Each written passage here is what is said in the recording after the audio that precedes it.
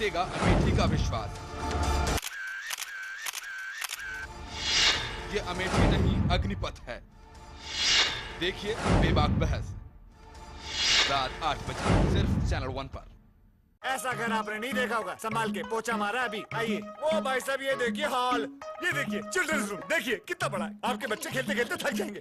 हो गया, मजे ले लिए। आइए। और यह है बेडरूम, इसकी खिड़की से तारे दिखते हैं, तारे। आपको क्या लगा प्रॉपर्टी डीलर हुआ? अरे आपको अपना घर दिखा रहा था। Pearls infrastructure. हम जानते हैं कि घर अरमान, उम्मीदों और सपनों का बना होता है, तभी तो हम घर बनाते हैं, जिंदगियां बनाते हैं। अक्षय बाथरूम कब धोगे? आज संडे है ना। केश किंग आयुर्वेदिक तेल जो बना है 16 खास आयुर्वेदिक तत्वों से, रखे मेरे बालों का ख्याल और बनाए उन्हें लंबा, काला और घना। Kesh king, the king of hair oil. Doctor ortho, इतना असरदार कि अब दर्द भी घुटने टेकेगा। खबरों का काफिला न रुकेगा, न थमेगा, न डरेगा। सही, सटीक, अचूक, सच से होगा आमना सामना। निर्भीक, निडर, निष्पक्ष। हम हैं चैनल 1 न्यूज़।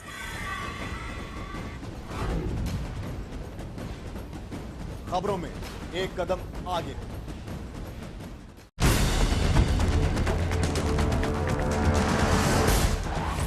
यूपी के 75 जिलों का पूरा हाल। सत्ता के गलियारों की हलचल। यूपी स्पेशल देखिए रोजाना शाम 6 बजे सिर्फ चैनल 1 न्यूज़ पर। खबरों में एक कदम आगे।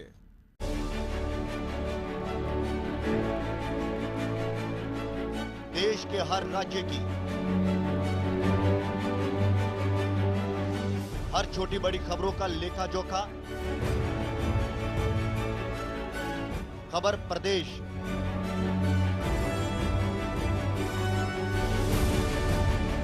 देखिए रोजाना शाम 7 बजे सिर्फ चैनल 1 न्यूज़ पर। खबरों में एक कदम आगे।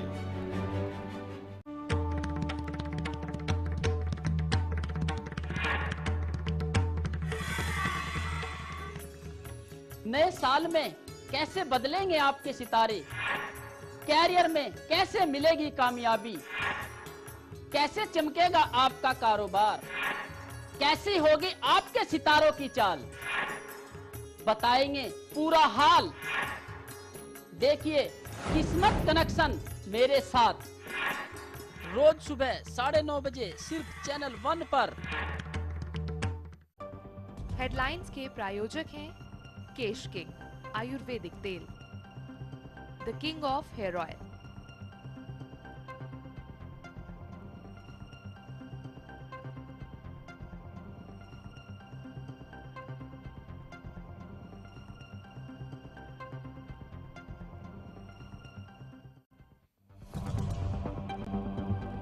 बीजेपी का मोदी फॉर पीएम अभियान आज से। गोवा में गरजे नरेंद्र मोदी, कहा बीमार व्यवस्था का नाम है कांग्रेस।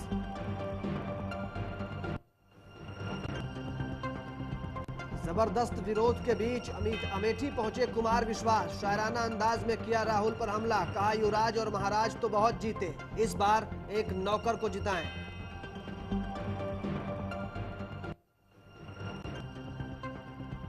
मुजफ्फरनगर पीड़ितों पर अखिलेश के मंत्री अपने बयान से पलटे, मीडिया पर फोड़ा ठीकरा, कहा मीडिया ने बयान को तोड़ मरोड़ कर किया पेश।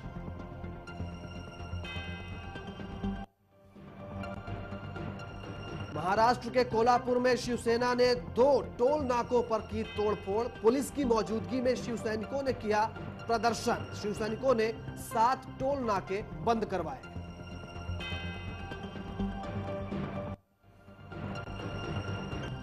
और पूर्वी दिल्ली में दिखा गुंडों का कहर, सेल्समैन को गोली मारकर छीना पैसों से भरा बैग, पुलिस बदमाशों की तलाश में जुटी।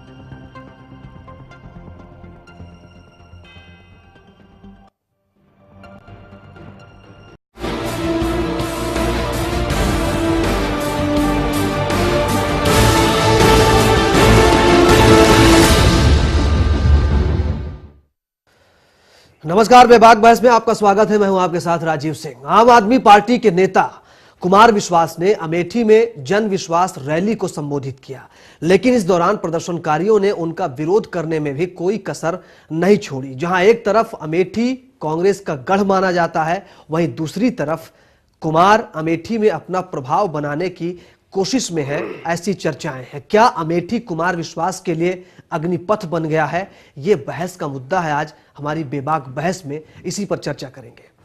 कोई दीवाना कहता है, कोई पागल समझता है,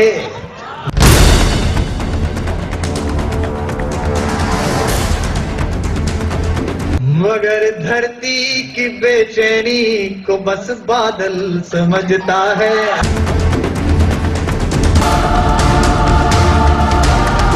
मैं तुझसे दूर कैसा हूं, तू मुझसे दूर कैसी है।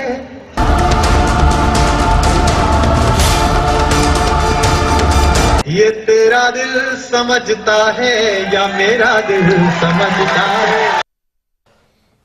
तो आज अमेठी में ऐसा क्या हुआ जिससे भूचाल सा आ गया? क्या कांग्रेस के गढ़ में विश्वास जो है वो राहुल को चुनौती दे पाएंगे? कौन जीतेगा अमेठी का विश्वास? इस पर चर्चाएं अभी से चलने लगी हैं। देखिए पहले ये रिपोर्ट, बहस शुरू करेंगे।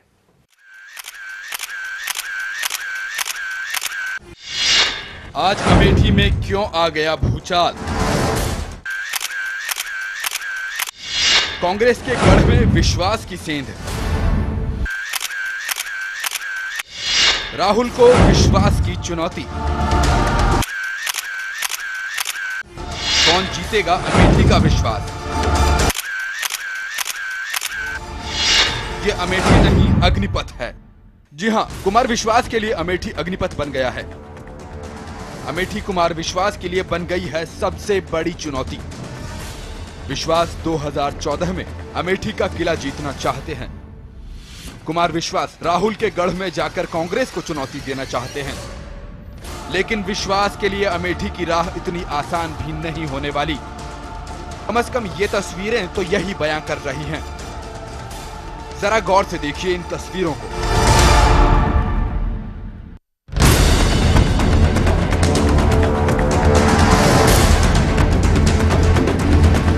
अमेठी में घुसते ही कभी कुमार विश्वास का जिस तरह से स्वागत हुआ, इसकी उम्मीद न तो कुमार विश्वास को रही होगी और न ही आम आदमी पार्टी को। कभी मंच पर तालियां और वाहवाही बटोरने वाले कुमार विश्वास का स्वागत अमेठी में काले झंडे, सड़े अंडे और टमाटरों से हुआ।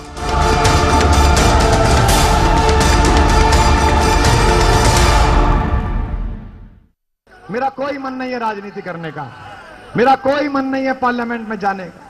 मैं सिर्फ अमेठी से ये चाह रहा हूं, बहुत युवराज जिताए हैं, बहुत महारानी जिताई हैं, बहुत राजकुमार जिताए हैं, बहुत महाराज जिताए हैं। इस बार अमेठी निर्णय करे कि राजाओं युवराजों की जगह बटन दबाकर एक नौकर चुने और उस नौकर से कहे जाओ संसद हमारी बात लेकर जाओ, हमारी बात। एक आम आदमी बनकर कुमार विश्वास ने अमेठी के किले में प्रवेश तो कर लिया, लेकिन इस बात का एहसास तो आम आदमी पार्टी को भी है कि अमेठी का गढ़ जीतना नामुमकिन न सही मगर मुश्किल जरूर है। अमेठी गांधी परिवार का सबसे मजबूत किला माना जाता है, इसलिए सबसे बड़ा सवाल यही है कि क्या अमेठी के किले में श्रृंगार रस का ये कवि सेंध लगा पाएगा? हमारा केवल इतना कहना है कि ये है तो सबके लिए हो। हमने कोई गलत बात बोली थी क्या? अगर आप सोचते हैं कि हम आपके काले झंडे से डर जाएंगे, आप हमें मारेंगे सड़क पर हम डर जाएंगे, तो आप गलत फहमी में हैं। हुजूर, हमने तो आपके महारानी के पूज्य दामाद जी का घोटाला खोलने में भी 1 मिनट की देर नहीं लगाई थी, डरे नहीं थे। हमारी किसी से लड़ाई नहीं है। राहुल गांधी आप हमारे नेता थे, हमने आपको चुना था, हमें उम्मीद थी आप अमेठी की बात कहेंगे। आपने 10 साल संसद में एक सवाल नहीं पूछा अमेठी का, एक सवाल। अमेठी के अग्निपथ पर कुमार विश्वास ने कविताएं सुनाना शुरू कर दिया है। अमेठी की जनता को खूब लुभाने की पूरी कोशिश कर रहे हैं ये दीवाना कवि, लेकिन अमेठी के इश्क में मुश्किलें और भी हैं। कुमार विश्वास की कांग्रेस के युवराज से ये टक्कर क्या रंग लाती है, ये देखना खासा दिलचस्प होगा। Manu Lakhotra, channel 1 news.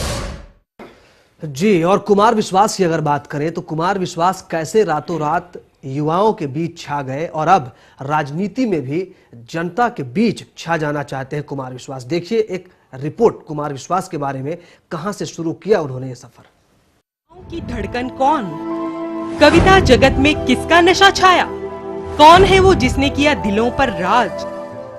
कोई दीवाना कहता है, कोई पागल समझता है, मगर धरती की बेचैनी को बस बादल समझता है, मगर धरती की बेचैनी। इस गीत की पंक्तियों से सबके जहन में एक ही नाम सामने आ जाता है और वो नाम है कुमार विश्वास का। या यूं कहना भी कोई अतिशयोक्ति नहीं होगी कि युवा दिलों की धड़कन है कुमार विश्वास। मैं तुझसे दूर कैसा हूँ, तू मुझसे दूर कैसी है, ये तेरा दिल समझता है या मेरा दिल समझता है। देश और विदेश में ही नहीं, इंटरनेट पर सबसे ज्यादा सर्च किए जाने वाले कवियों में शुमार है कुमार विश्वास। कि कोई खामोश है इतना, बहाने भूल आया हूँ, किसी की एक तरन्नुम में तराने भूल आया हूँ। कुमार विश्वास के गीतों का हर उम्र का वो शख्स दीवाना है जिसे कविता से प्यार है। नहीं लगता कि कोई मंजिल नहीं जचती, सफर अच्छा नहीं लगता, करूं कुछ भी मैं अब दुनिया को सब अच्छा ही लगता है, मुझे कुछ भी तुम्हारे बिन मगर अच्छा नहीं लगता, मुझे कुछ भी तुम्हारे बिन मगर अच्छा नहीं लगता। हर कोई अपने चहेते कलाकार के जीवन से मुखातिब होना चाहता है और शायद आप भी। तो चलिए आज हम आपके चहेते कुमार विश्वास से आपका तारुफ करवा देते हैं। मोहब्बत एक एहसासों की पावन सी कहानी है, कभी कबीरा दीवाना था, कभी मीरा दीवानी है, यहाँ सब लोग। अगर कुमार विश्वास के शुरुआती जीवन की बात की जाए तो कुमार विश्वास का जन्म 10 फरवरी 1970 को पिलखुआ गाजियाबाद उत्तर प्रदेश में हुआ था। कहते हैं मेरी आंखों में आंसू हैं, जो तू समझे तो मोती है, जो ना समझे तो पानी। 4 भाइयों और 1 बहन में सबसे छोटे कुमार विश्वास ने अपनी प्रारंभिक शिक्षा लाला गंगा सहाय विद्यालय पिलखुआ से हासिल की। उनके पिता doctor Chandrapal Sharma RSS degree college Pilkhuwa में प्रवक्ता रहे। उनकी माता श्रीमती रमा शर्मा गृहिणी हैं।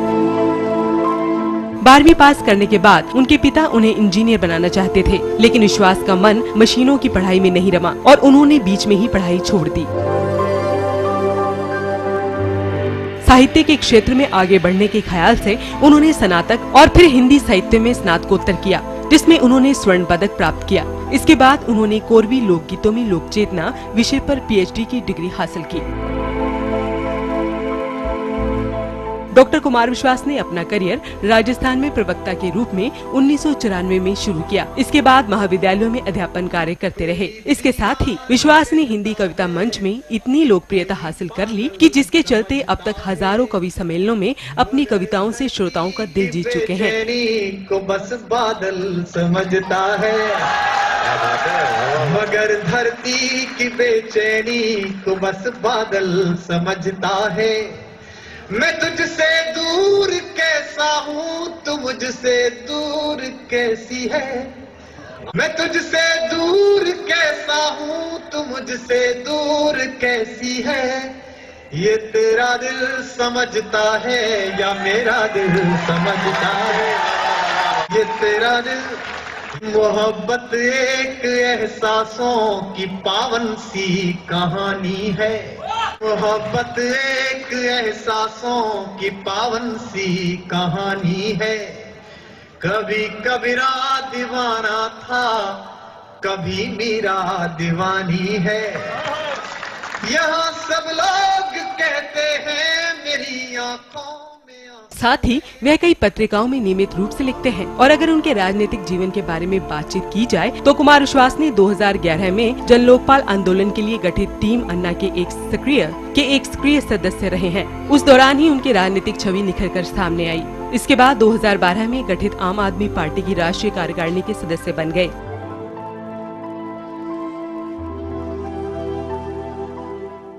खुदा जाने गुरूरे हुस्न में मदहोश कितना है, किसी प्याले से पूछा है सुराही ने सबब में का।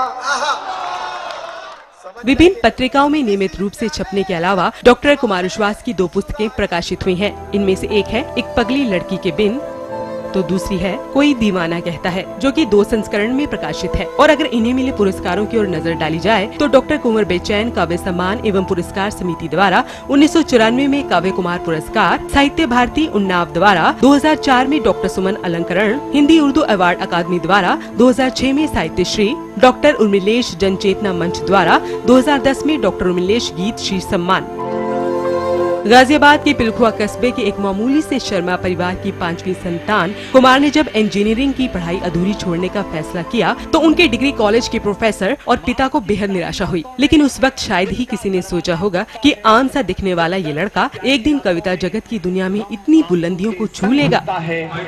जब आपकी बात मुखर रहनी चाहिए हर समय, जब आंसू के संग घुलता है, जब पिछवाड़े के कमरे में हम निपट अकेले होते हैं, हाँ ये आइडियल सिचुएशन है इनके लिए।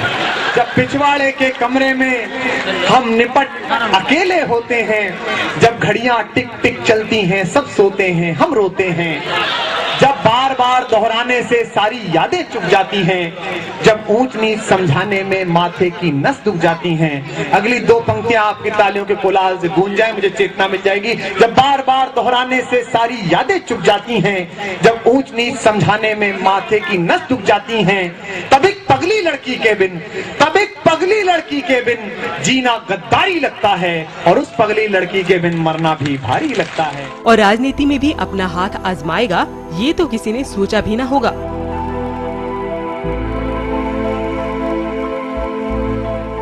जब पोथे खाली होते हैं, जब हर्फ सवाली होते हैं, जब गजलें रास नहीं आती अफसाने गाली होते हैं, जब बासी फीकी धूप समेटे, जब बासी फीकी। खास तौर पर कुमार विश्वास का नशा युवा वर्ग पर इस कदर चढ़ा कि नौजवानों ने उन्हीं की भाषा में बात करना, उनके जैसे ही कपड़े पहनना और उन्हीं की तरह बोलना शुरू कर दिया।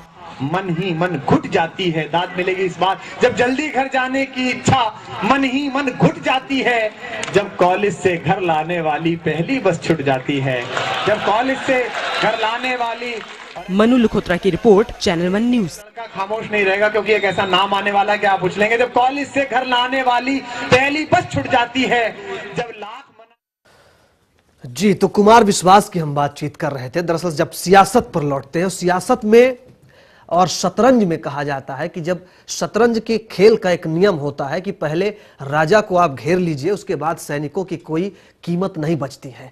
आम आदमी पार्टी की जो रणनीति दिखी वो भी दिल्ली में दिखी। सीधा शीला दीक्षित को चुनौती दी अरविंद केजरीवाल ने। अब कुमार विश्वास अमेठी पहुंचे हैं राहुल गांधी को चुनौती देने। कितनी बड़ी चुनौती होगी ये, इसी पर बातचीत करेंगे हम। हमारे साथ बेबाक बहस में बहुत ही खास मेहमान मौजूद हैं बातचीत करने के लिए। हर्ष रंजन जी वरिष्ठ पत्रकार हमारे साथ मौजूद हैं, राजकुमार भाटी जी समाजवादी पार्टी के नेता, डॉक्टर राम सागर सिंह बीजेपी नेता हमारे साथ मौजूद है, साथ ही अकील खान साहब नेता आम आदमी पार्टी। शुरुआत में हर्ष रंजन जी आपसे करना चाहूंगा। बड़े शायराना अंदाज में कुमार विश्वास ने राहुल गांधी पर हमला बोला। उन्होंने कहा कि अमेठी की बेचैनी को बस पागल समझता है। किस बेचैनी की वो बात कर रहे हैं, किस तरह की चुनौती देख रहे हैं आप?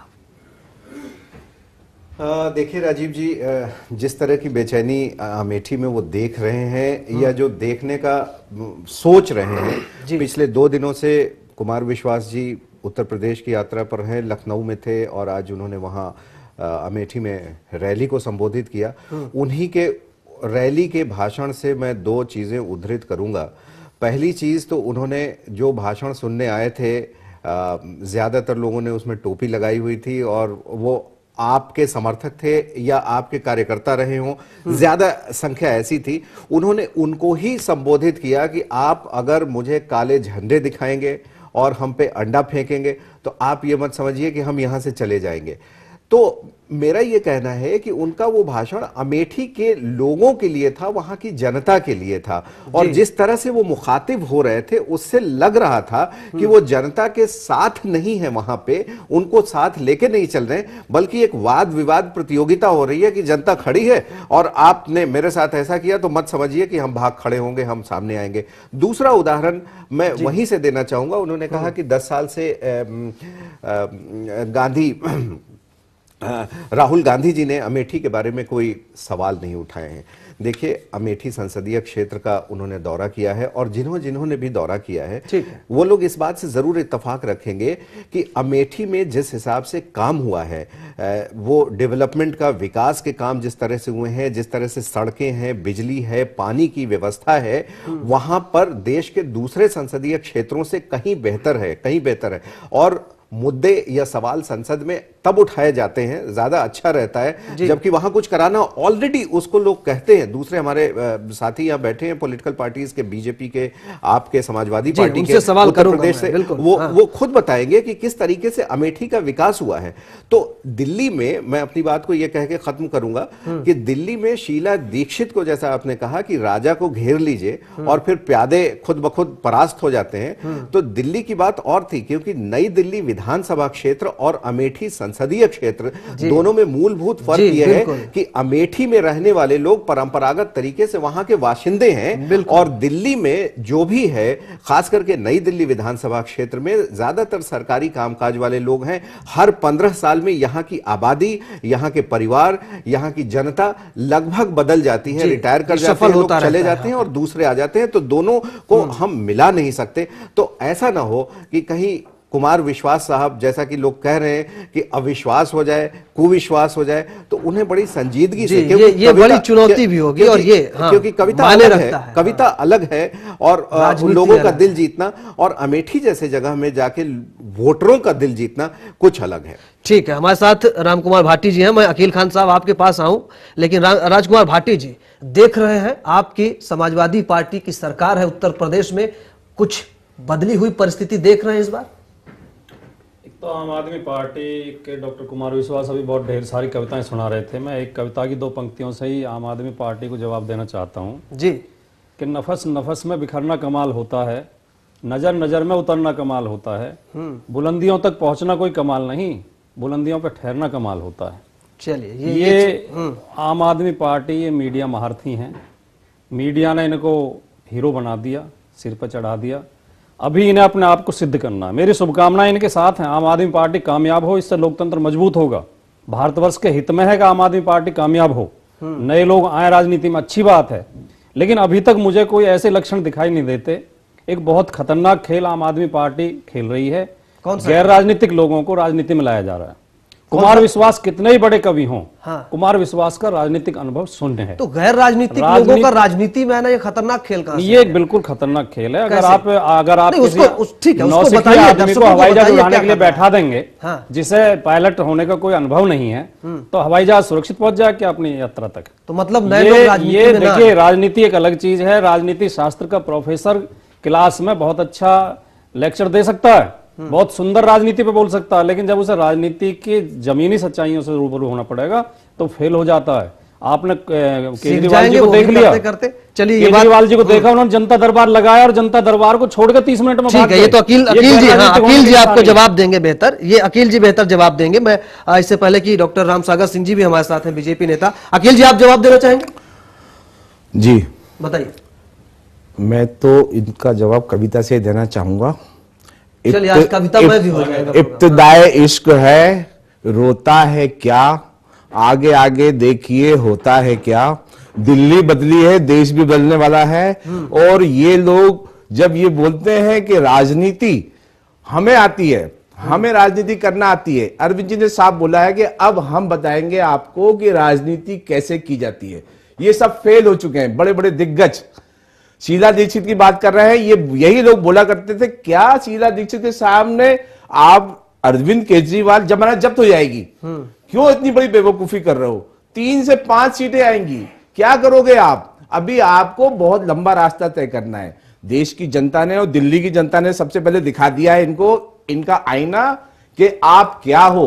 राजनीति करना आपको अभी नहीं आता है, आप फेल हो चुके हो राजनीति में, और आपने भ्रष्टाचार की राजनीति करके अपने आप को परिपक्व कर लिया। उसमें देश की जनता आपको उखाड़ फेंकेगी। ऐसी राजनीति की देश को जरूरत कतई नहीं है जी। लेकिन ये बात जो कही कुमार विश्वास ने कि अमेठी की बेचैनी बस पागल समझता है, बेचैनी है वहां अमेठी में, या बेचैनी पैदा करने की कोशिश में आम आदमी पार्टी है? क्या ये काम, ये जो कवायद है वो पूरी हो पाएगी? कहां देखते हैं आप अपने आप को, अखिल जी? देखिए, कुमार विश्वास जी जो है एक प्यारा सा दिल है, प्यारा सा आदमी है। वो प्यारा सा आदमी प्यार फैला सकता है, और उसका दिल साफ है, और वो दिल साफ से ही इस गंदी राजनीति की सफाई कर सकता है। उसकी नीयत साफ है, क्योंकि हमारे लीडर की नीयत साफ है, और इस नीयत साफ होने से ही इस देश में फैला भ्रष्टाचार खत्म हो सकता है। देश की जनता, उत्तर प्रदेश की जनता, जैसे दिल्ली की जनता ने करवट ली है, उत्तर प्रदेश की जनता उससे ज्यादा इंटेंसिटी के साथ करवट लेगी।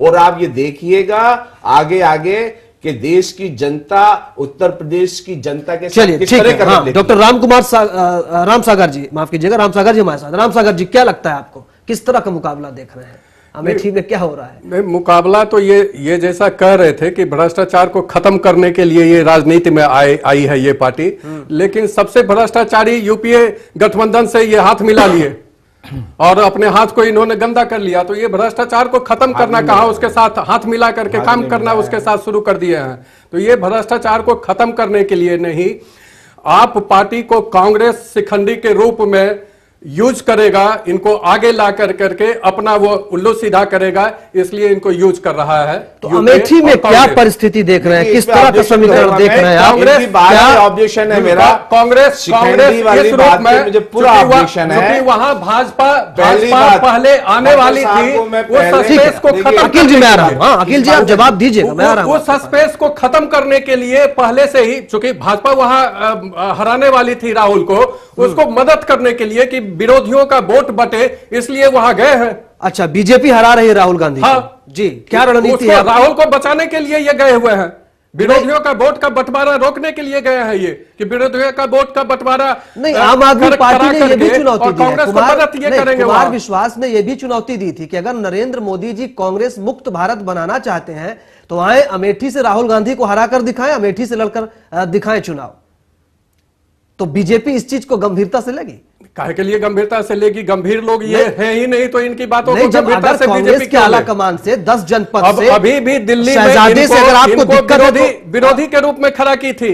ये तो अनैतिक गठबंधन करके सत्ता में आया है। तो आप अपना स्टैंड बताइए। ठीक है, वो मैं अखिल जी से पूछूंगा, लेकिन आप अपना स्टैंड बताइए। जी, आपका क्या स्टैंड है? कुमार विश्वास ने जो चुनौती दी है, क्या बीजेपी उस चुनौती को स्वीकार कर सकती है? चुनौती हमारा नरेंद्र मोदी जी कमल वहां कैंडिडेट होगा, कमल वहां लड़ेगी और हराएगी दोनों को। चलिए अखिल जी बताएं। क्योंकि देशवासी अभी चाहते हैं कि बीजेपी सत्ता में आए, बात टाल गए, बात का जवाब नहीं, सीधा जवाब नहीं दे। पार्टी का इतिहास रहा है कि देश की जनता को डिवाइड करके, भ्रमित करके अपना काम सिद्ध करने की इनकी नीति रही है। और ये जो शिखंडी बोल रहे हैं, ये एक बहुत ही गलत बात बोल रहे हैं।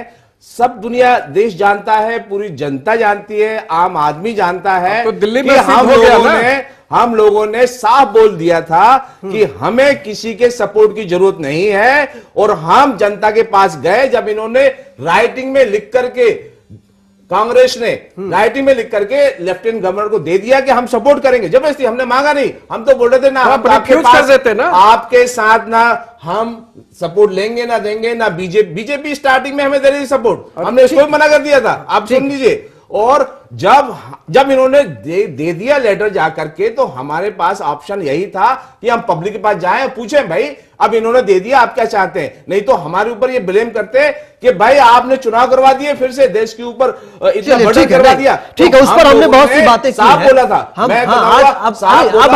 आगे अब हम देखिए, नहीं एक बात मैं बोलना चाहूंगा, साफ बोला गया। जस्ट पहले भी पूरे जब विधानसभा में जब विश्वास मत प्राप्त करने के पहले भी हमने ये साफ कहा कि वो लोग हमें वोट दे जो देश में साफ और सुथरी राजनीति चाहते हैं। हमने कांग्रेस का नाम कभी नहीं लिया। ये जावड़ेकर जी भी इस बात को जबरदस्ती बोल रहे हैं कि गठबंधन है। अरे गठबंधन का मीनिंग तो समझिए आप। और आप लोग बोल रहे हैं हाथ मिला लिया। अरे आप हाथ मिलाने का मीनिंग समझिए ना। ठीक है, और क्यों कर रहे हैं ये आप जानिए। नहीं ठीक है, ये विषयांतर हो रहा है। हर्षरंजन जी, आपके पास मैं आना चाहूंगा। क्या ये आम आदमी पार्टी के एक खुद को परखने की एक रैली है, अपनी शक्ति प्रदर्शन की एक रैली है? क्योंकि माना जा रहा है कि जब दिल्ली में बात आई थी डॉक्टर हर्षवर्धन के खिलाफ लड़ने के लिए चुनाव, तो कुमार विश्वास ने आखिर समय में मना कर दिया था, क्योंकि डॉक्टर हर्षवर्धन को हराना इतना आसान नहीं था। क्या ये परखने की राजनीति आम आदमी पार्टी की? देखिए, बीजेपी और कांग्रेस दोनों पार्टियां ये चीज दिल्ली विधानसभा चुनावों के बाद मान चुकी हैं कि आपको पहले इन दोनों पार्टियों ने नजरअंदाज किया, एक एनजीओ की भांति लिया, और किसी को उम्मीद ये नहीं थी कि आप इतनी बड़ी संख्या में जीत के आएगी, और ना सिर्फ जीत के आएगी, परिस्थितियां कुछ ऐसी बनेंगी कि वो सरकार भी बना लेगी। लेकिन इसके बाद बीजेपी को संघ द्वारा भी कहा गया कि भाई, अभी डॉक्टर रामसागर सिंह कह रहे थे कि वो हम क्यों लें, उनको गंभीर मामला ही नहीं है, लेकिन संघ की तरफ से कहा गया कि उन्हें हल्के में ना लें, पहली बात। और दूसरी बात, कांग्रेस की सोनिया गांधी और राहुल गांधी भी चुनाव के बाद ये स्पष्ट कर चुके हैं कि आपसे हमें बहुत कुछ सीखने की जरूरत है। तो ऐसी स्थिति में रणनीतियों में भी फेरबदल दिख रहा है। और ऐसी परिस्थिति में आपको भी शायद कहीं ना कहीं अंदर से ये पहले भरोसा न था कि इतनी बड़ी संख्या में वो जीत जाएंगे। अब जब वो यहां जीत गए हैं, तो इसके बाद उनके कदम को देखिए कि किस तरीके से पूरे देश में उन्होंने अपने को फैलाने के लिए अभी सदस्यता अभियान चलाया है। और जिस तरह से सदस्यता अभियान चला है, पिछले 10 दिनों में लगभग 1.25 लाख से ज्यादा लोग सिर्फ गुजरात के अंदर में आम आदमी पार्टी के सदस्य बने हैं। इनसे उनका, आपका, आम आदमी पार्टी का उत्साह बहुत बढ़ा है। और इसी उत्साह का नतीजा है कि कुमार विश्वास, जो पहले हर्षवर्धन साहब के खिलाफ यहां लड़ने से इनकार कर चुके थे, शायद नहीं लड़ना चाहते थे, वो अब अमेठी में सीधे राहुल गांधी को समझ रहे हैं कि वहां से लड़ेंगे और हराएंगे। ये उसी का परिणाम है। ठीक है, एक छोटा सा ब्रेक लेंगे। लेकिन ये जो राह है वो आसान नहीं है। दिल्ली की बात अलग थी, उत्तर प्रदेश में कई समीकरण अलग हैं। वहां जाति मसला एक बहुत बड़ी अहमियत रखता है। समाजवादी पार्टी, बहुजन समाजवादी पार्टी के रहते ये राह आसान नहीं लगती। छोटा सा ब्रेक लेंगे, ब्रेक से लौटेंगे तो बात को आगे बढ़ाएंगे।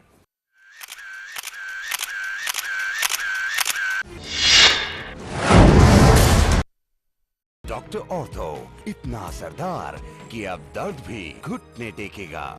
खबरों का काफिला न रुकेगा, न थमेगा, न डरेगा। सही, सटीक, अचूक, सच से होगा आमना सामना। निर्भीक, निडर, निष्पक्ष। हम हैं चैनल 1 न्यूज़।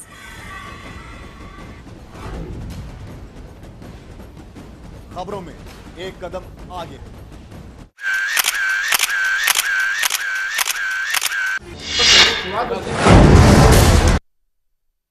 डेवलपमेंट पर वहां लड़ाई लड़ करके। चलिए, ब्रेक के बाद स्वागत है। बेबाक बहस को हम आगे बढ़ाएंगे। हमारे साथ राजकुमार भाटी जी है, काफी देर से सुन रहे हैं, बातचीत को आगे बढ़ाएंगे।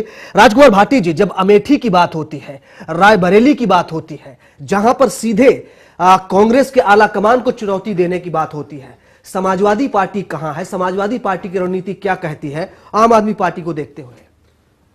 देखिए, जो आपने कहा कि अमेठी में चुनौती देने वाली बात, सबसे महत्वपूर्ण बात यह है, आम आदमी पार्टी में चुनाव लड़े, लेकिन चुनाव वो लड़े जो वहां राजनीति कर रहा हो, जो वहां गली गली से परिचित हो, जो जिसके कार्यकर्ताओं की टीम हो, जो लोगों के काम आता हो।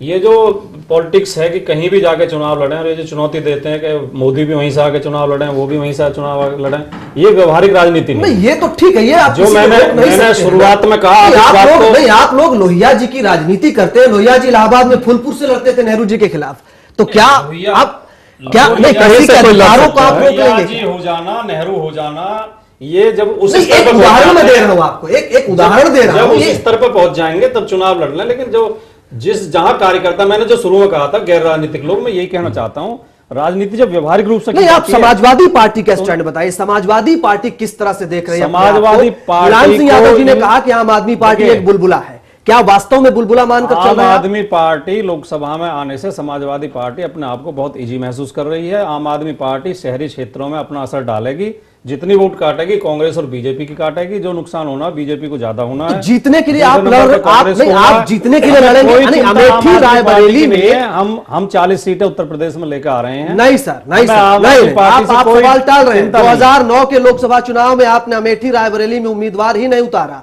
किस लड़ाई की बात आप कर रहे हैं? मेरा सवाल आपसे वो है, क्या आप उम्मीदवार उतारेंगे अमेठी में? सोनिया गांधी जी के खिलाफ, राहुल गांधी जी के खिलाफ क्या उम्मीदवार उतारेंगे और जीतने के लिए लड़ाई लड़ेंगे? देखिए, हमारे पार्लियामेंट्री बोर्ड को तय करना है, माननीय नेताजी को तय करना है, लेकिन पीछे पार्टी संकेत दे चुकी है। नहीं, हम इस बार हर उतारेंगे। नहीं सर, ये मैं जवाब पे बैठ के मैं बहुत छोटा जवाब नहीं है। नहीं, जवाब नहीं। लोकतंत्र में अगर आप कहने के लिए हर्षरंजन जी, हर्षरंजन मैं बता रहा हूँ जी, हर्षरंजन जी, क्या ये जवाब सही है? अभी थोड़ा सा विषयांतर कर रहे हैं हमारे समाजवादी पार्टी के भाटी साहब। दरअसल 40 सीटें उत्तर प्रदेश से जीतने की बात कर रहे हैं, लेकिन अभी तक ये तय नहीं है कि समाजवादी पार्टी कितनी सीटों पर अपने कैंडिडेट उतारेगी, पॉइंट नंबर 1। पॉइंट नंबर 2, कितनी जगह ये फ्रेंडली कॉन्टेस्ट करेंगी कांग्रेस के साथ मिलकर या कभी भारतीय जनता पार्टी के साथ। अभी कुछ भी तय नहीं है एक तरीके से, भाटी साहब शायद ये कहना चाह रहे हैं। और जब तक ये तय नहीं हो जाता है तब तक चीजों को परखना बड़ा मुश्किल है। लेकिन एक बात वो ये नहीं, देखिए सवाल मेरा ये कैंडिडेट घोषित कर चुकी है, एक साल पहले कर चुकी है। कैंडिडेट तो नहीं है हर्षरंजन जी, जिस राजनीति की बात हो रही है, उतार चुकी है, वो चुनाव लड़ रहे हैं। अमेठी से कौन है? हर्षरंजन जी, मैं ये बताऊं, 2009 में आपने नहीं उतारा था। 2009 में आपने उम्मीदवार नहीं उतारा था, राहुल गांधी जी के खिलाफ, सोनिया गांधी जी के खिलाफ। हर्षरंजन जी, अब जब आम आदमी पार्टी कुमार विश्वास चुनौती देने पहुंचे अमेठी में राहुल गांधी को, तब क्या समाजवादी पार्टी अपने को परखेगी कि कम से कम उम्मीदवार उतारे? बिल्कुल ऐसा है कि वो शायद वहां ना भी उतारे अमेठी और रायबरेली में, क्योंकि ये लोग लोकसभा चुनाव के बाद होने वाले आंकड़े देखे, जैसे दिल्ली में काफी 15 दिन तक 10 दिन तक एक ऊहापोह की स्थिति बनी रही कि कौन सरकार बनाएगा कौन सरकार नहीं बनाएगा। तो यहां तो सिर्फ 3 पार्टियां थी, कांग्रेस, बीजेपी और आप। इसमें भी परेशानी बहुत हुई कि कौन कैसे गणित होगा। लेकिन लोकसभा चुनाव के बाद चूंकि तमाम रीजनल पार्टियां हैं और बहुत सारे यूपीए के घटक दल हैं, एनडीए के घटक दल हैं, तो उसके लिए समीकरण को चुनाव से पहले क्या समीकरण बनता है, चुनाव के बाद क्या समीकरण बनता है, समाजवादी पार्टी अभी इसको परखने में लगी है, तौलने में लगी है। यह भी साथ में वो परख रही है कि मायावती जी के साथ, बीएसपी के साथ कांग्रेस की क्या साठगांठ होगी। क्योंकि अगर हम देखें तो हाल में समाजवादी पार्टी ने आरोप भी लगाए थे कि कांग्रेस जिस तरीके से मायावती जी के खिलाफ कुछ मामले वापस ले रही है, कई जगह उनको क्लीन चिट मिल रही है और दिल्ली में 3-4 मकानों का एक दिया गया, तो समाजवादी पार्टी ये देख रही है कि बीएसपी धीरे धीरे कांग्रेस के करीब आ रही है। तो ये सारा कुछ परखने के बाद वो देखेगी। लेकिन इतना जरूर है भाटी साहब जो भी कह रहे हैं कि आपके उतरने से कांग्रेस और बीजेपी का थोड़ा नुकसान होगा। अब ये नुकसान क्या समाजवादी पार्टी के फायदे में बदलता है, हाँ, या वो फायदा बहुजन समाज पार्टी को इस पर आगे बात करेंगे। इस पर सवाल मैं करूंगा आपसे। राम सागर जी, क्या लगता है जब बीजेपी की बात होती है, बीजेपी अपने को किस तरह से परख रही है? अमेठी के जरिए हम पूरे उत्तर प्रदेश की भी बात करना चाह रहे हैं। वहां पर जिस तरह से बीजेपी की रणनीतियां बन रही हैं, मोदी जी को लेकर के, मोदी जी के बैकग्राउंड को लेकर के, उनके वर्ग विशेष को लेकर के, जातीय समीकरण को देखते हुए, क्या लगता है कि अमेठी में आप चुनौती दे पाएंगे? नहीं, चुनौती ही नहीं देंगे, बल्कि हम वहां सीट जीतेंगे। क्योंकि देश में जो वातावरण बना है, इन भ्रष्टाचारियों के खिलाफ जो वातावरण तैयार हो रहा है, वैसे लोगों के खिलाफ वातावरण बना हुआ और डेवलपमेंट और गुड गवर्नेंस के द्वारा हम देश को ये बताना चाहेंगे कि सिर्फ भाजपा ही ऐसी पार्टी अभी देश के जनता को दिख रही है जो अच्छा शासन दे सकता है, अराजकता पर कंट्रोल कर सकता है, महंगाई को कंट्रोल कर सकता है और सुशासन और डेवलपमेंट मेरा एजेंडा होगा। इन दोनों के सहारे हमारा नहीं, वो तो होगा सर, वो तो होगा। मोदी जी परिवारवाद को खत्म करने की बात करते हैं मोदी जी। और एक उदाहरण मैं देना चाहूंगा अमेठी से, इसलिए अमेठी पर बात करते हुए उदाहरण देना इसलिए जरूरी है, जब डिंपल यादव सांसद बनी उपचुनाव में, याद होगा आपको, वहां निर्दलीय वो चुन ली गई, तब आप लोग कहां थे? आपने उम्मीदवार तक नहीं उतारा और बातें करते हैं चुनाव लड़ने की। नहीं, उम्मीदवार का उस समय का परिस्थिति वो जैसा निर्विरोध, माफ कीजिएगा अगर मैंने निर्दलीय बोला तो निर्विरोध मेरा मतलब ये है। हाँ, निर्विरोध चुनी गई, तब कहाँ थे आप लोग? नहीं थे। आप किस जंग की, किस राजनीतिक लड़ाई की बात करते हैं? आप किस परिवारवाद को दूर करने की बात? नहीं, परिवारवाद तो हम लोग दूर करेंगे ही। परिवारवाद करेंगे आप? लड़ाई लड़ करके करेंगे। डिंपल यादव खिलाफ क्यों नहीं लड़े? अब अमेठी भी वहीं आती है, रायबरेली भी उसी उत्तर प्रदेश में आता है। जब आप लोग राजनीति करते हैं तो इन सारे सवालों का जवाब तो देना पड़ेगा, और ये सवाल आप ही लोग से पूछे जाएंगे। नहीं, कैंडिडेट हमारा 11th आवर में चूज किया गया था, उनको जाने में लेट हुआ और लेट होने के वजह से वो नहीं अकील जी ये बात समझ आती है। देश की दूसरी सबसे बड़ी पार्टी, राष्ट्रीय पार्टी, प्रधानमंत्री बनने की बात हो और डिंपल यादव के खिलाफ कोई उम्मीदवार न मिले बीजेपी जैसी पार्टी को, कम से कम समाजवादी पार्टी की जो धुर विरोधी है उनको न मिले। ये एक ही थैली के चट्टे बट्टे हैं और ये लोग आपस में ही तय कर लेते हैं। इनका एक ही एम है, देश की जनता को किस तरीके से भ्रमित किया जाए, बेवकूफ बनाया जाए और अपना उल्लू सीधा किया जाए, और ये करप्शन की और भ्रष्टाचार की राजनीति जारी रहे। जनता को विंडो ड्रेसिंग के जरिए बताया कि नहीं, हम तो बहुत साफ हो गए हैं, अब हम भी जो है सफाई करना चाहते हैं। आम आदमी पार्टी की पॉलिसीज और आम आदमी पार्टी के जो एक्शन है उसको देख करके ये मध्य प्रदेश से लेकर हर जगह चेंज करना शुरू कर दिया इन्होंने, और अब उत्तर प्रदेश में भी बोल रहे हैं कि हम ऐसी ही राजनीति करते हैं जैसी आप कर रही है। मैं आपसे कहना चाहूंगा, इतने सालों से भी आप राजनीति कर रहे हैं, आपकी कई राज्यों में सरकारें नहीं हैं, और आपके जो सबसे बड़े मोदी साहब है जिन्हें आप पीएम कैंडिडेट बनाए हुए हैं, उनके खुद के राज्य में अभी तक 12 साल से लोकायुक्त नहीं अपॉइंट किया गया है। ये सबसे बड़ा हो गया है। अब अपॉइंट किया आपने 12 साल के बाद, 12 साल के बाद देखिए देश की जनता देख रही है, क्योंकि वहां का और राज्यपाल उसको पता है, फैल रही थी। देश की जनता को पता है कि आप क्या कर रहे हैं, कब कर रहे हैं, लोकायुक्त क्यों में कर तो रहे वहां की हैं, राज्यपाल कहां कर रहे हैं। देखिए अभी आप यूपी में हमारी सारी सीटें हम लड़ेंगे, ये इतने सालों से जीतेंगे आप 40 जी, कितनी सीट जीतने वो तो जनता दिखाएगी जी। देखिए 5 सीट अभी दिल्ली के लिए बोल रहे थे, हम लोगों ने 28 सीटें जीती हैं इतना होने के बावजूद, और हमने सरकार बनाई है। उत्तर प्रदेश कहते हैं दिल्ली की सरकार बनाता है, उत्तर प्रदेश में 80 सीटें लोकसभा सीटें हैं। जब उसको देखते हैं तो कुछ टारगेट तय किया आप लोगों ने? हम लोग 80 सीटों पर लड़ेंगे, ये हमने डिसाइड किया हुआ है, और हम मैक्सिमम देखिए 100% तो हम बोलते नहीं है क्योंकि ये एक बहुत ही इम्प्रैक्टिकल बात होगी, लेकिन हम ज्यादा से ज्यादा सीटें जीतेंगे। और ये ग्राफ जो आम आदमी के पार्टी के फेवर में अभी दिल्ली में आया है, वो ग्राफ बहुत तेजी से बढ़ रहा है और देश की जनता देख रही है। पहले मैं बताना चाहूंगा कि पहले मोदी का झंडा लेकर के, बीजेपी के झंडा लेकर के गांव-गांव के लोग जो घूमा करते थे, 8 दिसंबर के बाद जैसे ही रिजल्ट डिक्लेयर हुआ है वैसे ही आप देखेंगे गांव-गांव में झंडा बदल गया है, केजरीवाल का झंडा हाथ में आ गया है लोगों के। ये सिर्फ व्यक्ति की बात करेंगे आप लोग या फिर लोग खुद बता रहे हैं? नहीं, आप ये फैक्ट है। नहीं, ठीक है।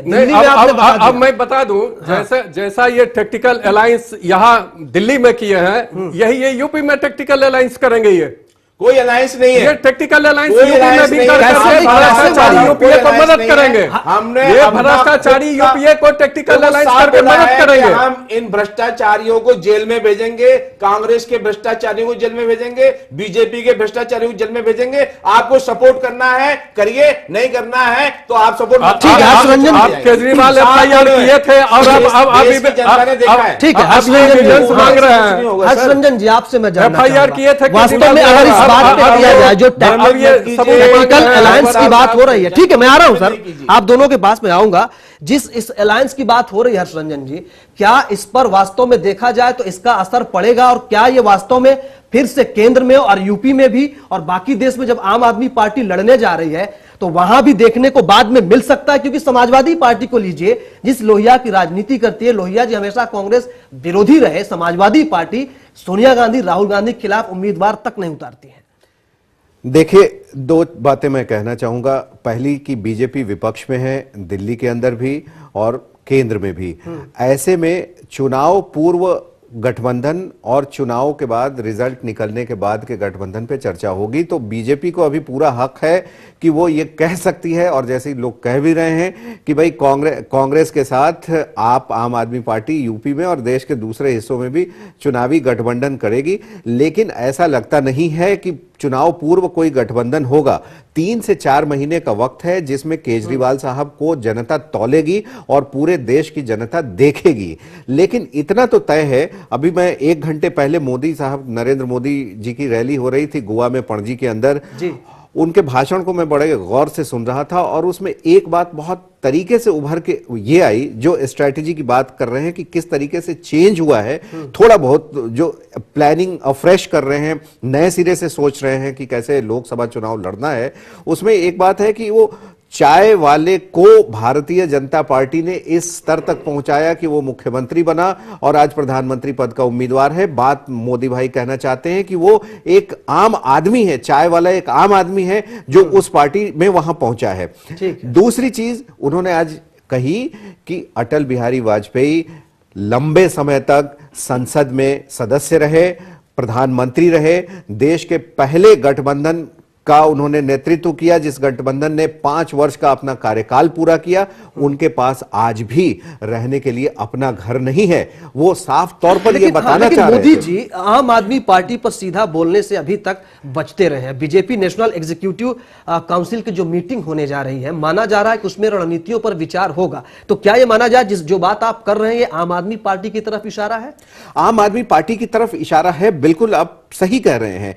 लेकिन मैं ये कह रहा हूं कि कांग्रेस और बीजेपी दोनों ने चूंकि अब ये समझ लिया है कि आम आदमी पार्टी कोई एनजीओ नहीं है और उसे एक पॉलिटिकल पार्टी के रूप में देख के वो चल रहे हैं और उनके पास अनुभव है, जिस अनुभव की बात भाटी साहब अभी कह रहे थे कि राजनीतिक अनुभव होना चाहिए, तो कहीं ऐसा ना हो कि आम आदमी पार्टी से सीख के उनके अनुभवों से, जिस तरीके की स्ट्रैटेजी से वो दिल्ली में चुनाव जीते हैं, कांग्रेस और बीजेपी दोनों अपनी स्ट्रैटेजी बदल ले और फिर वो पुराने ढर्रे पे वापस आ जाए। तो आप आम आदमी पार्टी की भी यही योजना है। सब वो कहते हैं कि भाई वो सत्ता के लिए नहीं आए हैं, उनका काम है देश को दुरुस्त करना, गवर्नेंस को दुरुस्त करना, भ्रष्टाचार को दुरुस्त करना। अगर बीजेपी और कांग्रेस उनसे सीख रही है और उनके ढर्रे पे चल रही है तो ये तो उनके लिए खुशी की बात होगी। ठीक है भाटी साहब, आपके पास आना चाहूंगा। आपकी सरकार है उत्तर प्रदेश में, उत्तर प्रदेश देश की राजनीति जो है वो उसकी दिशा तय करता है। समाजवादी पार्टी की रणनीतियां क्या कहते हैं? जिस तरह से पिछड़ा वर्ग को लेकर के आप रैली निकाल रहे हैं, जो अनुसूचित जाति के लोग हैं उनको इकट्ठा करने की एक कोशिश में लगे हुए हैं, कवायद में समाजवादी पार्टी लगी हुई है। इस पूरे जंग को देखते हुए क्या कहीं पर समाजवादी पार्टी को यह डर लग रहा है कि आम आदमी पार्टी इस बार खतरा हो जाएगी? समाजवादी पार्टी केवल पिछड़ा वर्ग नहीं, हर वर्ग के लिए समाजवादी पार्टी की उत्तर प्रदेश में 2012 में पूर्ण बहुमत से सरकार बनी और जो विधानसभा के चुनाव में समाजवादी पार्टी ने वादे किए थे उनमें से 80% वादे पूरे कर दिए गए हैं, जिससे हर वर्ग को लाभ मिला है। किसानों के लिए, मजदूरों के लिए, नौजवान के लिए, छात्र के लिए, महिलाओं के लिए।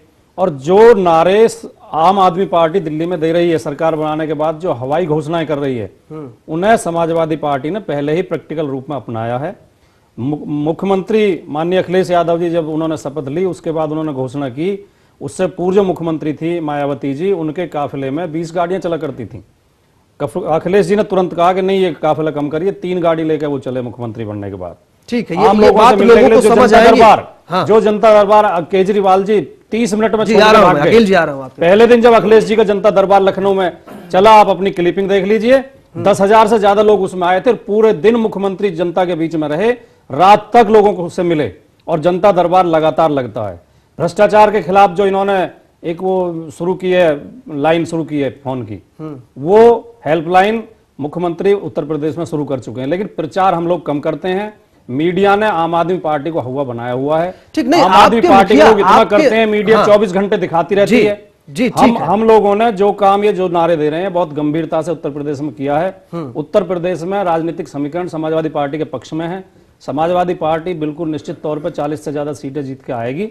चलिए, लेकिन आपके मुखिया हाँ हुई है समाजवादी पार्टी जी, बहुत उसी पर मैं आना चाह रहा जी। हाँ। एक तो आपने देखा होगा कि किस तरीके से लोग जो दंगों के पीड़ित थे वो ठंड में भुगत रहे थे और लोग डांस और ड्रामा देख रहे थे। तो सैफाई महोत्सव की बात मैं कर रहा हूं, तो इस तरीके से थोड़ी सी किरकिरी हुई है और जैसे कि आशंका थी गुंडागर्दी भी बढ़ी है। मैं नकारूंगा नहीं, आपकी बात से मैं सहमत हूं, उससे पार्टी के तरफ उंगली उठी है। लेकिन आप साथ में ये भी कहें, आप ये भी स्वीकार करना पड़ेगा आपको कि देश में सांप्रदायिक दंगे जितने अब तक हुए हैं उनमें सबसे जल्दी सबसे ज्यादा मदद समाजवादी पार्टी की सरकार ने दंगा पीड़ितों की है। बहुत जल्दी वहां पे सेना लगाई गई, दंगों को रोका गया। जिस परिवार की भी मौत हुई है 10 लाख रुपए सरकारी नौकरी। आप बेहतर है कि आप ही लोग जवाब दें। मैं आ रहा हूं सर। बहुत ही शर्मनाक बात है कि समाजवादी पार्टी जिस तरीके से मुजफ्फरनगर दंगों को डील किया है, पहले तो दंगे इन्होंने करवाए, 100 से ज्यादा दंगे करवाए अखिलेश जी ने। उसके अलावा आरोप है, ये कोरी राजनीति है। ये मुझे ठीक है, आज भाटी जी मैं आ रहा हूं। ठीक है, शब्दों की सरकार शब्दों का थोड़ा नहीं कराता, सरकार दंगे रोक रही थी। ठीक है भाटी जी मैं आ रहा हूं। ऐसा नहीं आप चैनल पे बैठे नुक्कड़ पे नहीं खड़े, कहीं पान के खोखे पे नहीं खड़े। मैं आपको देश देख रहा है, आप जिम्मेदारी के साथ। भाटी जी आ रहा हूं। बिल्कुल 100 से ज्यादा दंगे समाजवादी पार्टी के वक्त हुए हैं और समाजवादी पार्टी ने उनको रोकने की बजाय उनको हवा दी है। और जब दंगे हो गए तो उन बेसहारा मासूम भूखे लोगों के ऊपर लाशों की राजनीति की है। ये बहुत ही शर्मनाक बात है। दूसरी चीज आपका बयान है, आप जिम्मेदारी की बात कर रहे हैं। 18% का इन्होंने वादा किया था मुसलमानों के साथ में कि 18% हम पूरी कमेटी बनाएंगे और पूरे राज्य में इसके बारे में हम चर्चा करेंगे और 18% हम। ठीक है, चलिए आपकी नीतियों पर मैं आता हूं। हम आरक्षण देंगे अकील मुसलमानों को। हाँ, ठीक है। नहीं देखिए, ये बोले ना वो बात अलग है, लेकिन ये धोखा दे करके जनता को ये आए हैं सत्ता में और अभी भी धोखा दे रहे हैं। और वहां पर जाकर के ये लोग ऐश कर रहे हैं, अपना एंजॉयमेंट कर रहे हैं, बाहर विदेशों में घूम रहे हैं। इन्हें शर्म आनी चाहिए कि देश की जनता लेकिन इन मर रही है, बच्चे मर रहे हैं। आप हमारा घोषणा पत्र उठा के पढ़िए, 80% वादे पूरे कर दिए गए, धोखा देकर नहीं आए। जो चुनाव में जनता से वादे किए थे 80% वादे पूरे कर दिए सरकार ने। कि जस्टिफाई कर रहे हैं धोखा आप दे रहे हैं दिल्ली में जनता को। आम आदमी पार्टी धोखा दे रही है। जस्टिफाई केजरीवाल जी जनता से मुंह छिपा के भाग जाते हैं। जनता कैसे जवाब सरकार चलाओगे, कैसे राजनीति करोगे? चुनाव में जनता को फेस नहीं कर पाते, अच्छी तरह से जवाब देगी, आपको फिक्र मत कीजिए। ठीक है, चलिए ठीक है अकील जी। लेकिन एक सवाल यहां पर मैं पूछना चाहूंगा आपसे कि जब इन मुद्दों की बात होती है, दिल्ली में जिन मुद्दों की राजनीति आप करने का दावा कर रहे हैं, जब उत्तर प्रदेश में जा रहे हैं, आज से आगाज कर दिया आपने अमेठी से कुमार विश्वास ने, तो क्या इन मुद्दों को लेकर के किन किन मुद्दों को लेकर के आप जाएंगे या सिर्फ व्यक्तित्व के आधार पर ही राजनीति और ये पूरे चुनाव लड़े जाएंगे? देखिए, साफ साफ अरविंद जी ने बोल दिया है कि मैं चुनाव नहीं लड़ूंगा। जो उन्होंने कहा है इससे साफ जाहिर होता है। तो उन्हीं की है ना। देखिए, हम आम आदमी पार्टी को आगे कर रहे हैं। मुद्दों पे आइए, बताइए ना उत्तर प्रदेश में क्या मुद्दे होंगे आपके? देखिए, सबसे बड़ा मुद्दा उत्तर प्रदेश में इस वक्त है वो भ्रष्टाचार का। उस भ्रष्टाचार के मुद्दे को सबसे बड़ा मुद्दा देश में भी है और उत्तर प्रदेश में भी है। ये इनका एक तुरुप का पत्ता है, इनके पास ये कोई बताने के लिए नहीं है कि भ्रष्टाचार खत्म कैसे करेंगे। और भी समस्याएं हैं सागर साहब, मैं आ रहा हूं बस। मैं एक इंजीनियर, भ्रष्टाचार खत्म नहीं, आप घुमा रहे हैं। नहीं अकील जी आप जवाब नहीं दे रहे हैं, बात को घुमा रहे हैं। दर्शक, एक बहुत बड़ा दर्शक वर्ग देख रहा है आपको चैनल 1 पे इस समय, उनको आप समझाइए साफ साफ कि उत्तर प्रदेश में आपके क्या मुद्दे हों। 1 मिनट में मैं आ रहा हूं, भाटी जी मैं आ रहा हूं आपके पास थोड़ी सी। देखिए, सबसे पहला मुद्दा मैंने आपको बताया है। दूसरा मुद्दा जो है, जो देश की जनता को डिवाइड करके जो राजनीति करते हैं, उस राजनीति को हमें नहीं करना है। हम सबको साथ लेकर के, चाहे वो डिवाइड का मतलब क्या, वर्ग की बात कर रहे हैं आप? नहीं, ऐसे आसानी से नहीं बच जाएंगे आप अकील साहब। जाति की बात कर रहे हैं, वर्ग की बात कर रहे हैं, धर्म की बात कर रहे हैं, किस चीज की बात कर रहे हैं? अजगर और मजगर का फार्मूला भी इन्होंने लाए थे देश की जनता को। नहीं, मुझे समझ नहीं आ रही बांट करके।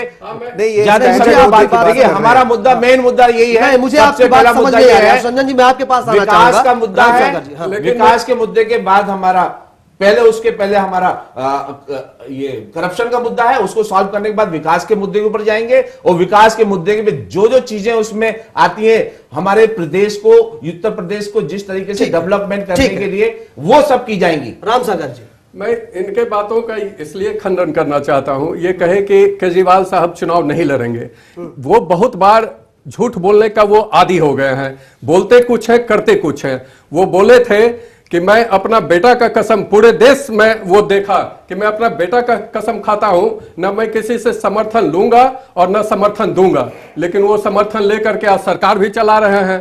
तो एक बात, दूसरी बात, वो ये कहे थे कि मैं इनकम टैक्स कमिश्नर रहा हूं, मैं चाहता तो करोड़ों रुपया कमा सकता था, आप ये बताइए, ये झूठ बोलने का आदत लगा हुआ है। ये बोलेंगे कुछ और करेंगे कुछ। आज जब अमेठी से आम आदमी पार्टी का आगाज हो गया है, मैं बीजेपी की तरफ से ये जानना चाहता हूं, माना जा रहा है कि अगर आपको राष्ट्रीय लेवल पर 1% वोट भी मिलते हैं तो माना जा रहा है कि बीजेपी को 10 सीटों पर नुकसान होगा। क्या इन चीजों को ध्यान में रखकर बीजेपी अपनी रणनीति बनाएगी? सागर साहब, मैं आपसे यह सवाल कर रहा हूं। नहीं, रणनीति तो क्या इन चीजों को लेकर डर है आम आदमी पार्टी को कि इस उदय को लेकर के, उसके प्रभाव को लेकर के? क्योंकि जो बात मैं कह रहा हूं कि अगर 1% वोट भी मिलता है राष्ट्रीय लेवल पर आम आदमी पार्टी को, तो माना जा रहा है कि बीजेपी को नुकसान सबसे ज्यादा होगा, करीब 10 सीटों पर। नहीं, ये विपक्ष का वोट का बंटवारा के लिए इस पार्टी को खड़ा ही किया गया है और बहुत सारे लोग इसमें शामिल हैं इसको खड़ा करने में, और इंटरनेशनल साजिश भी है इसमें। उसका मैं खुलासा पहले भी होते रहा और बाद में भी होगा कि अमेरिका से जो फंडिंग होता है उस फंड का किस रूप में उपयोग होता है। जिस संस्था से ये पैसा लेते हैं उस संस्था का दुरुपयोग सारे विश्व में अराजकता फैलाने के लिए, अव्यवस्था फैलाने के लिए किया जाता है। मैं ये कहना चाहूंगा कि बीजेपी मेरा तो भ्रष्टाचार, काला धन को लाने का मेरा एजेंडा, मेरे एजेंडा को इन्होंने डोनेशन आया, वो कहां से आया, ये क्यों शो करते? आप क्यों शो करते? हमने शो कर दिया, आप शो कीजिए। नहीं, ये उसी को ऑप्ट किए, शो कीजिए, वापस नहीं, आप जवाब नहीं दे रहे, आपने मेरे सवाल का जवाब नहीं दिया। बीजेपी के पास सबसे ज्यादा करोड़ों में आया है धन, जो शो नहीं। ठीक है, उस पर बहुत बातचीत हो गई। हर्षरंजन जी, आप किस तरह से देखते हैं जिन मुद्दों की मैं बात कर रहा हूं? आम आदमी पार्टी जब अब लोकसभा चुनाव में उतर रही है, अमेठी के जरिए जो आगाज उत्तर प्रदेश में हुआ है, वहां पर जाएंगे तो तमाम तरह के मुद्दे हैं। आम आदमी पार्टी ने भी मुद्दों पर, वहां के जो इश्यू है, वहां की जो समस्याएं हैं, उन पर अपनी राय या अपनी नीति जाहिर नहीं की है।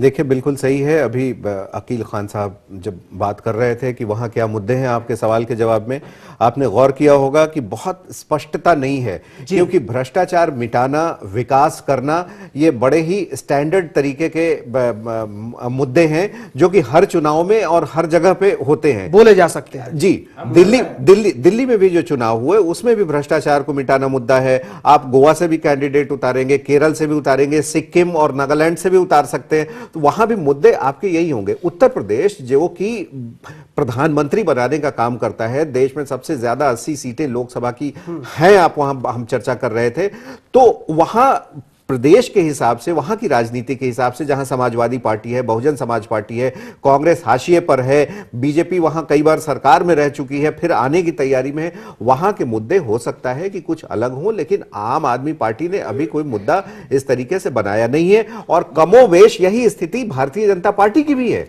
देखिए, विकास सबसे बड़ा मुद्दा होता है और उसमें सारी चीजें शामिल हो जाती हैं, और विकास वहां नहीं होता जहां भ्रष्टाचार होता है। वकील साहब, कैसी बात कर रहे हैं? देश में विकास के पैमाने भी अलग होते हैं। दिल्ली में जो व्यक्ति रहता है उसके लिए विकास के पैमाने, विकास के मापदंड अलग हैं। जो दूर दराज के गांव में रहता है उसके लिए विकास के मापदंड अलग हैं। हर तरह का दायरा है, उन चीजों की बात हो रही है। उस चीज को लेकर के आप अपनी राय तो बताएंगे। देखिए, अगर विश्व में देखा जाए, विश्व के नजरिए से देखा जाए, क्योंकि आज के दिन पूरा विश्व एक हो रहा है और विश्व के हिसाब से हमें हिंदुस्तान में, हमारे देश में किस तरह से राजनीति होनी चाहिए, किस तरह से हमारे विकास के मुद्दे तय होने चाहिए, वो उन मुद्दों के हिसाब से अगर हम चलें तो सबसे पहले उत्तर प्रदेश कि चाइना के अंदर आरक्षण का डेवलपमेंट, क्या करेंगे? चाइना आरक्षण का एक इश्यू है, उस पर क्या करेंगे आप? आपकी राय कुछ है उसमें? देखिए, आरक्षण के लिए उससे ज्यादा महत्वपूर्ण मुद्दे हमारे पास बहुत सारे हैं। आरक्षण पर क्या नीति? जो 18 मुद्दे हमने, ठीक है, उस पर हम बात करेंगे। आरक्षण पर क्या नीति? आरक्षण का मुद्दा, उत्तर प्रदेश ऐसा एक राज्य है जहां ये सबसे बड़ा इश्यू, हमारे यहाँ पहला मुद्दा, सबसे पहला मुद्दा, प्राइमरी मुद्दा है विकास करना। आरक्षण विकास तो ठीक है, विकास, आरक्षण भी विकास का ही एक हिस्सा है। आरक्षण उन लोगों को दिया गया जो दबे कुचले लोग हैं, जो पिछड़े हैं, जिनको मौका नहीं मिला। उसके ऊपर भी वो उसके क्या ऊपर विकास भी नहीं, वो विचार विकास किया से अलग जाएगा, नहीं है, वो लोगों की राय ली जाएगी। देखिए हमारी पार्टी लोगों की राय लेकर ही चलती है, लोगों की राय से ही हम आगे बढ़ेंगे। अभी इस मुद्दे को आप अभी तक आप सिर्फ आरोपी पार्टी के रूप में साबित हो रही है कि आरोप लगाने वाली पार्टी है। अभी ये कुछ करके दिखाने में सक्षम नहीं दिख रहे दिखा रहे हैं, दिल्ली में दिखा रहे हैं। आप देखिए कितना दिन हुआ है, आपने जो 2 पूछा हफ्ते था में कि आप 1% वोट की बात, 2 हफ्ते में मेरा आप वोट नहीं काट पाएंगे क्योंकि हमने हफ्ते में आप क्या expect कर सकते अपने हैं? बातों को बड़ा नहीं, 2 हफ्ते की बात नहीं। ठीक है भाटी साहब, आखिर में आपसे प्रतिक्रिया जल्दी से, समय की कमी है। नहीं, देखिए जो चुनाव में जो मुद्दे होते हैं, अभी जो वकील खान जी कह रहे थे, आम आदमी पार्टी के पास सच्चाई है, कोई राजनीतिक मुद्दा नहीं है। लेकिन समाजवादी पार्टी आप अपना उम्मीदवार उतारेंगे अमेठी से? नहीं, वो तो मैं आपकी बात आपको में जवाब कभी वो फिर आपको दोबारा जवाब सवाल दे चुका मैं, उसके लिए मैं अधिकृत आपका नहीं हूँ। मुद्दा बता दिए सर, आपके मुद्दे हमने तो क्लियर किए, 2 मुद्दे हमारे बिल्कुल साफ ये सुथरे सही है, हैं। आला कमान का फैसला अब आप है ये। बताइए अपना मुद्दा। लेकिन ये सवाल फिर पूछूंगा मैं चुनाव के बाद कि आखिर उम्मीदवार क्यों नहीं उतारे गए थे 2009 में? गवर्नेंस होना ही चाहिए मुद्दा। चलिए इसी मुद्दे पर लड़ाई हो देश के अंदर। चलिए, समय की कमी है। बहुत शुक्रिया आप सभी मेहमानों का बेबाक बहस में हिस्सा लेने के लिए, अपना समय निकालने के लिए। जनता जनार्दन है, वो सब तय कर देगी। अमेठी हो चाहे रायबरेली हो, बहुत बड़े बड़े दिग्गज चुनाव हारे हैं और बहुत बड़े छोटे छोटे लोग भी चुनाव जीते हैं। देखते रहिए चैनल 1 न्यूज।